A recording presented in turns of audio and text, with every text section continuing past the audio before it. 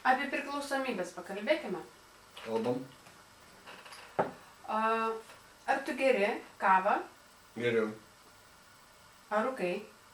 Rūkau. Ar vartoji alkoholį? Vartoju. Tai ką dar tu vartoji? Karindą tai vartoju.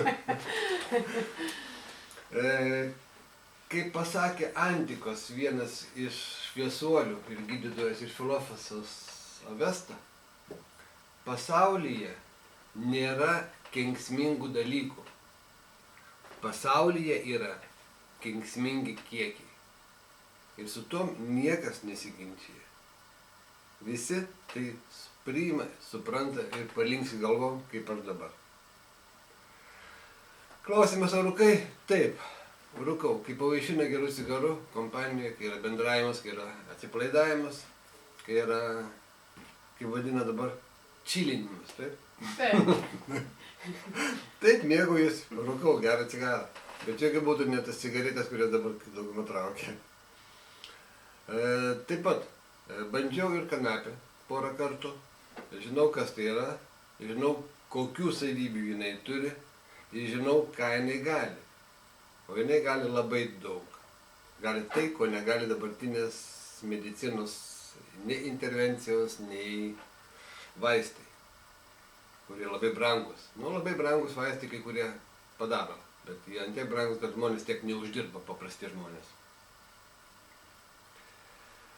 Tai va, o kanapę protingai naudojant, žinant dozes, kiekius ir būdus, kaip tai daryti, jinai tampa nuostabiu vaistu.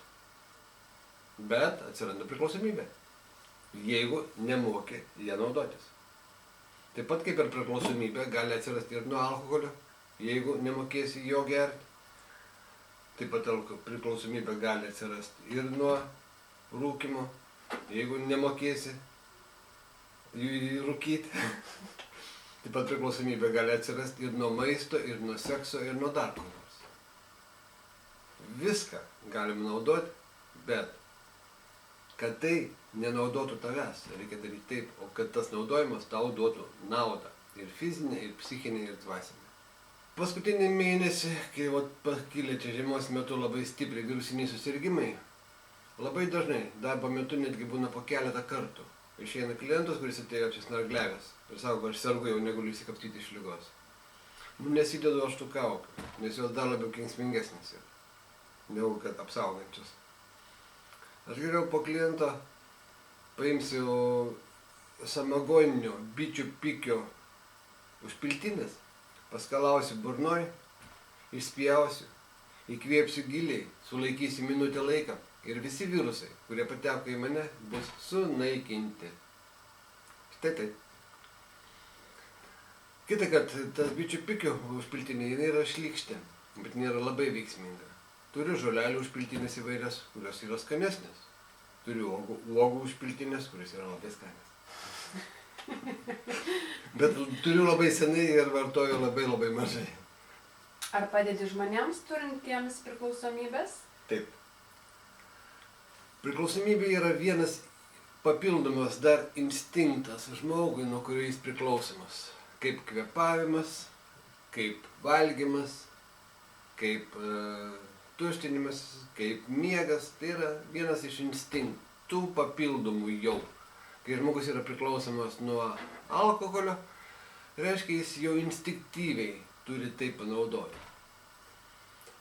Darant tyrimus, tai įrodyta, netgi tyrimų metu, kai žmogui buvo alkoholikui, buvo pateiktas toks pat gėrimas, degtinės skonio ir stiprumo, bet visiškai neturintis alkoholinių laipsnių. Ir žmogus gerdamas tai, kelis mėnesius tai darė pastoviai, gerdamas būtent tą gėrimą. O paskui, kai išgėrė jau su alkoholiu, tai apsivėmė. Oho. Tai irgi vienas iš būdų. Tai rodo žmogaus psichinę priklausomybę. Nuo daugumas dalykų žmogaus yra psichinės priklausomybės. Tai čia daug kur yra, sakysim. Daug kur tu bandymai daromas parodantis, kad iš tikrųjų žmogaus psichika yra labai daug kur destruktyvi ir daug kur kuriančioji ir gera. Tai va šito ir mokomės pas mane.